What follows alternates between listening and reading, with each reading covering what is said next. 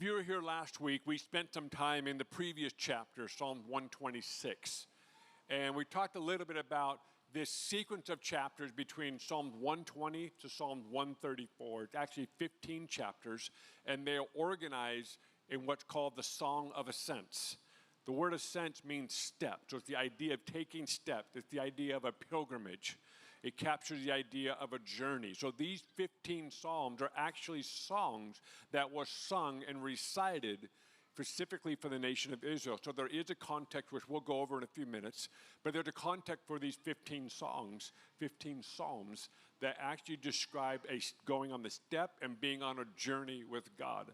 Psalm 126 deals with the tension between acknowledging what God has done in your life and also acknowledging what hasn't happened yet. And we wrestled a little bit last week around this idea. Sometimes we like to just choose one or the other, but we're actually designed to celebrate what God has done, and we're also designed to cry out for the more at the same time.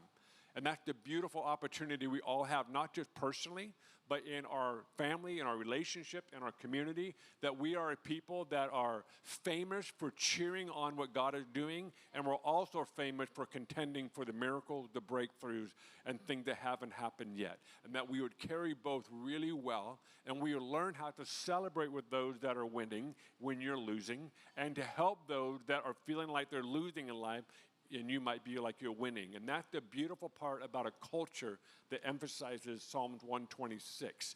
So as we move into Psalms 127, it's actually kind of a continuation of thought. And the reason why we're focusing on these 15 chapters, right now just 2 of them, is because we've kind of been wrestling with the paradox of waiting and suffering. The paradox of waiting and suffering. There's so many dynamics in that, and I think if you've been alive for any length of time, you understand what it means to be human and to wait, and in some cases have to suffer.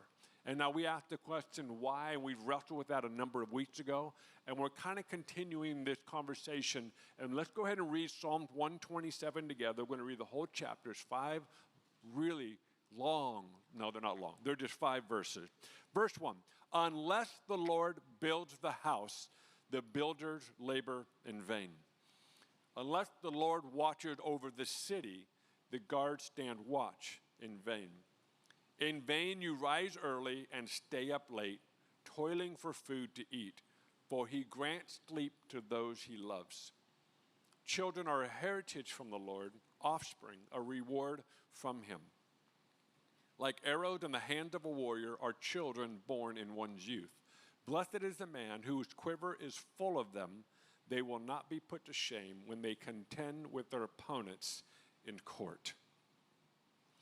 As you know, life is a series of stop and go. 2 steps forward, 1 step backward, sometimes 1 step forward, 2 steps backward. Life is a series of disconnections and reconnections. Life has its interesting way of putting things in perspective. And one of the things that we love doing as humans is we like to find people that are successful in an area that we are not successful in, or maybe not as successful in. And we love to find them, and this is why social media is so full of people that, quote, are successful. And we love to follow them. What tips? And we want to learn from them. And this is what we do, whether it's in finances, in relationship, our spirituality, friendships, all the different areas that we want to be successful. We find someone, and the questions we usually ask that person sound like this. What helped make you successful? Give me the 3 things so I can take those 3 things and copy and paste them in my life, and voila, I'm going to get the same result. And how many have learned that those 3 things they give you are amazing, but when you copy and pasted it, nothing really changed? So it's interesting. So we love to get around people that have been farther down the road or have some level of success. And I want to propose to you, I think we're asking the wrong question. Instead of asking what makes you successful, the question should be, how much did it cost you? How much did it cost you to get where you are today? See, what we look at and what we see is the end result of a lifetime of very difficult decisions. Really good decisions and really bad decisions. But nonetheless, their life is an aggregation of a lifetime of decisions, and it costs them a lot. So the question you and I can ask people that have gone ahead of us are, how much did it cost you? And that might take them back a little bit, because they're going to tell you a story. They're going to tell you about the sleepless nights. They're going to tell you about the rejection. They're going to tell you about the betrayal. They're going to tell you about the mountaintop. They're going to tell you about all the life experience. And when they're done telling that answer, the next question is this: why did you pay the cost? I think you and I will learn more from those two questions than the copy and paste answers that everyone is looking for. You see, this is what we do. We want to find, how do we sustain mountaintop experiences? Problem with mountaintop experiences sustained, that eventually is your valley. There's another mountain you're going to have to figure out how to climb. And we're always looking for, how do I not go back into the valley or back into the desert? And I want to propose to you, instead of focusing on the ups and downs, potentially there's an invitation in the middle of it all. And that's the beauty of the paradox of waiting and suffering.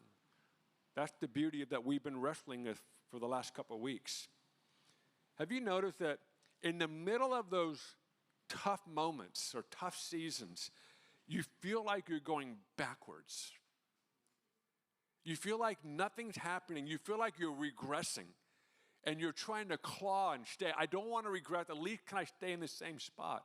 And then when that moment ends or that season ends, you come out the other side and you realize, oh my goodness, I'm a completely different person.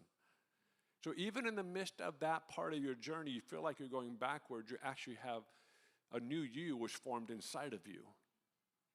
And so hindsight's beautiful. I think one of the things that you and I can do better in is recognize that at some point, I'm going to recognize what this is all about.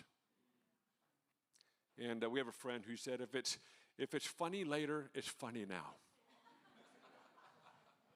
So if you're going to look back on your life and think, I'm going to laugh about this season of just painful season, I'm going to laugh at it someday, his point was, you might as well just start laughing about it now. So if it's funny later, it's funny now. So hindsight is a beautiful thing. Now let's go back to Psalms 127. Let's kind of start from the top again. I want to just kind of unpack a few thoughts within these 5 verses. The first verse, unless the Lord builds the house, the builders labor in vain. Unless the Lord watches over the city, the guards stand watch in vain. This is a fascinating passage, and what makes it even interesting to me is it's written by Solomon. The other 15 or other 14 psalms that fit into these songs was written by David or anonymous. This is the only one that Solomon is known to have written. And it's interesting because you can see some of the themes in this chapter as you can find in Proverbs and his other book, Ecclesiastes. You can find some themes in there, and he's saying, unless God is involved, everything we do is pointless. How many remember his theme in Ecclesiastes? Everything is meaningless.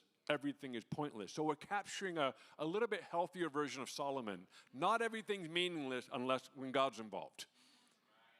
So this is what he's communicating. And this is fascinating because for me, if you've heard me talk about this, I'm a big free will guy.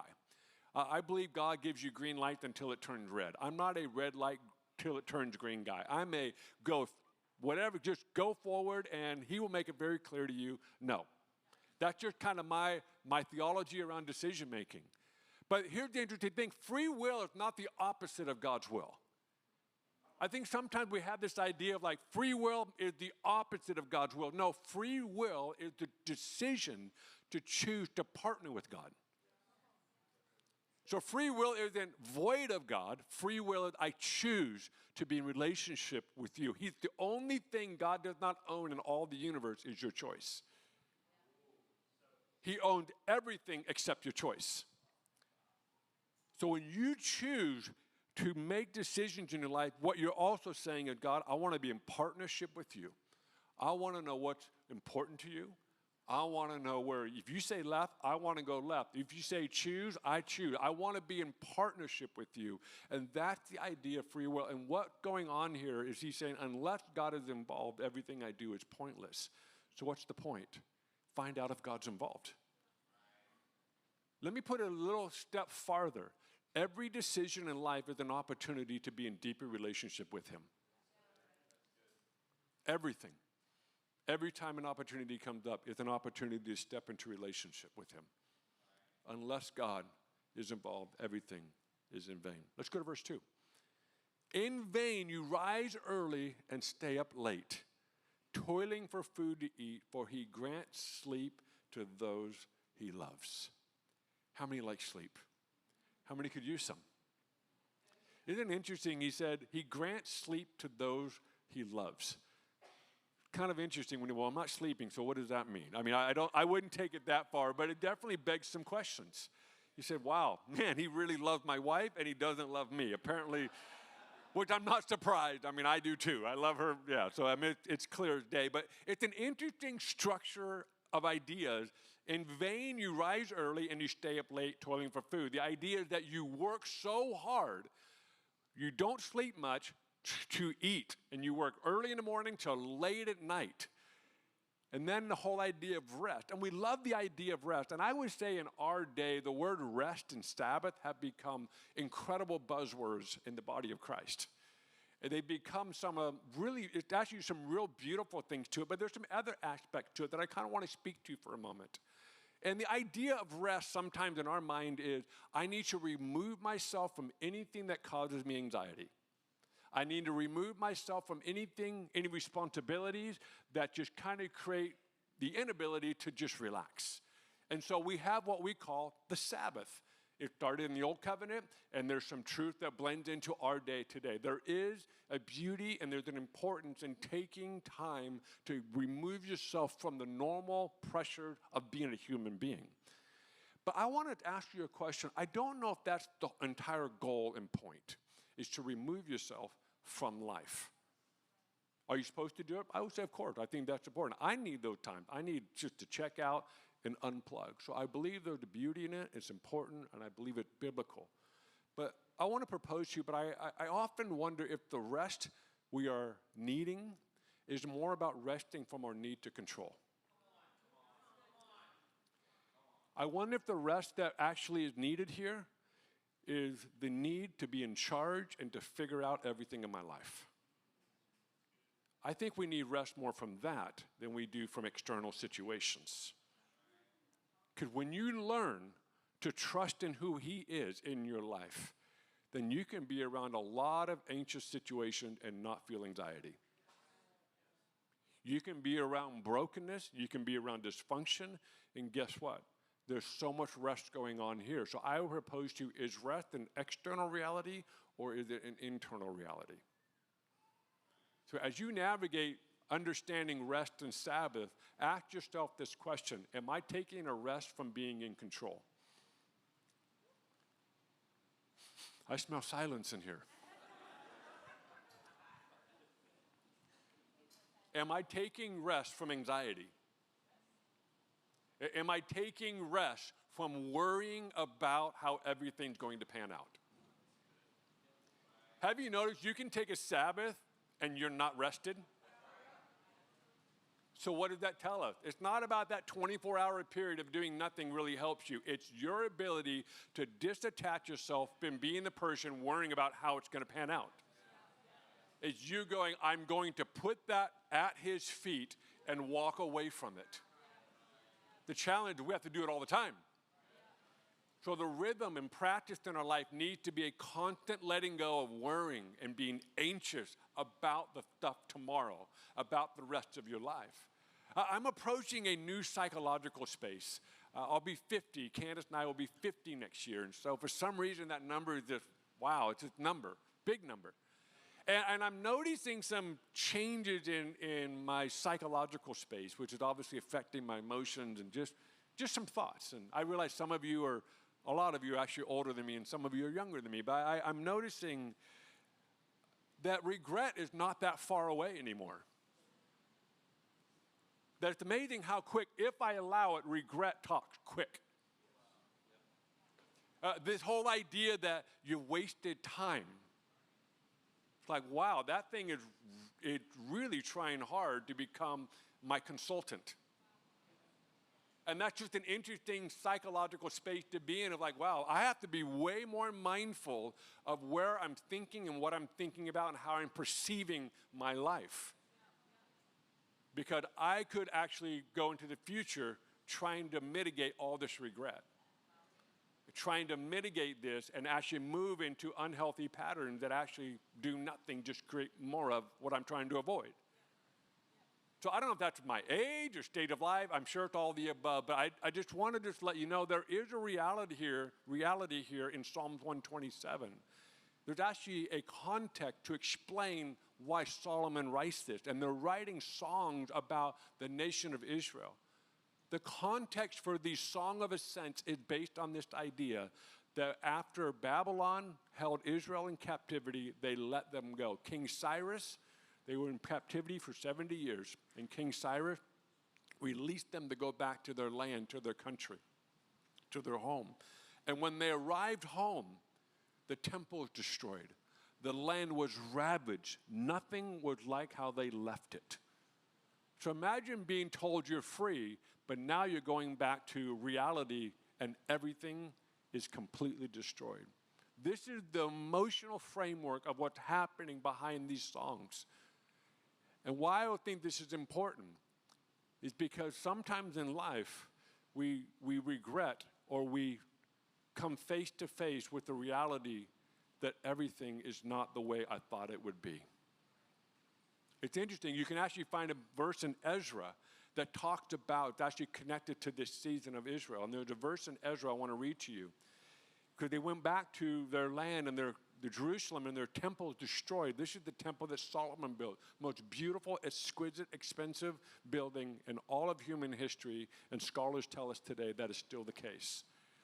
And when they go back, the temple destroyed. And in Ezra chapter 3, verse 11, it says, and all the people gave a great shout of praise to the Lord because the foundation of the house of the Lord was laid.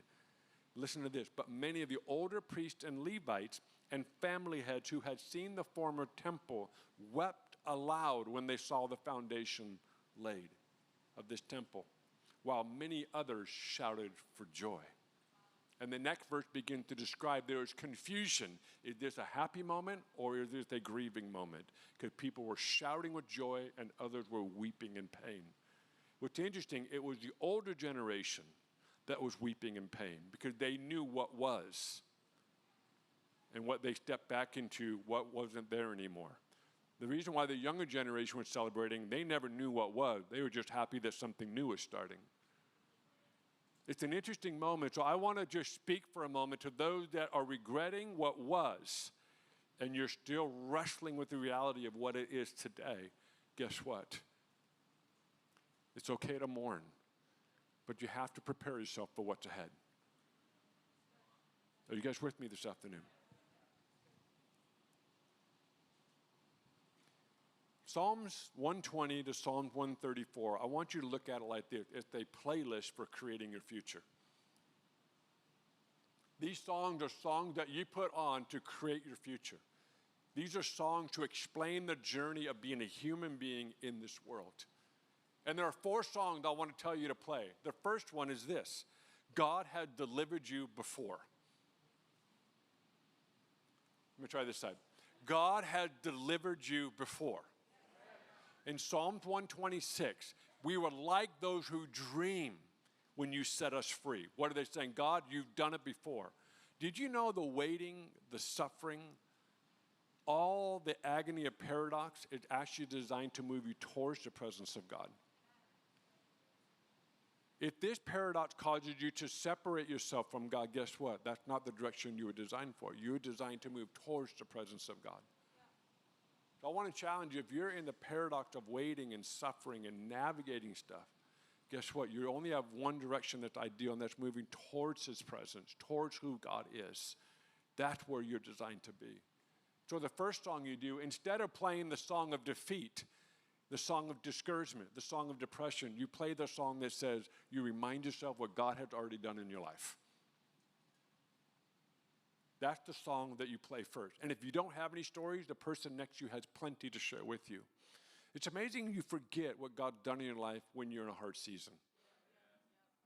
That's why you can't do life alone. Number 2, the second song is, we still need deliverance now. So God, I'm so glad for what you've done, but we still need deliverance now. The third song is this: our work depends on his blessing, not our striving. That our life depends on him blessing it, not just us working so hard and striving for whatever it is we're striving for. And the fourth song that we play is this: is our families and cities and future are a gift from God. Singing these psalms reminded them that their identity was not found in exile. Their identity was not found in striving. Their identity was found in his presence. So as we sing these songs, as you read this, I want you to remind yourself, you weren't designed by the exile. You're designed by who he is and how he sees you. In the longer arc of the Song of Ascent, I want to wrap with this. Psalms 127 is kind of right in the middle. It's kind of the center of these 15 chapters. And it's almost as if to say, it's time to pause, it's time to reset, and don't forget where your blessings come from. It's an incredible reminder for us that follow God. The pilgrims, as identified as Israel, are reminded to look up, not to look down, but to actually to look up. I love what Reva said earlier this morning or this afternoon. She said, we just need to look up. And that's the power of this song right here, is to look up at him as you are journeying through life. The journey isn't just about reaching Jerusalem. It's about learning to trust him along the way. It takes a lot of courage to trust God. It takes a lot of courage to trust him. The kind of trust we like is we trust in our abilities to figure things out. But what this is teaching us, and what Solomon is saying, no, unless God blesses this, it's all pointless. We can stay up late, we can get up early, but he's the one that actually blesses our work, our efforts, our community. He's the one that blesses our life. Why don't you stand?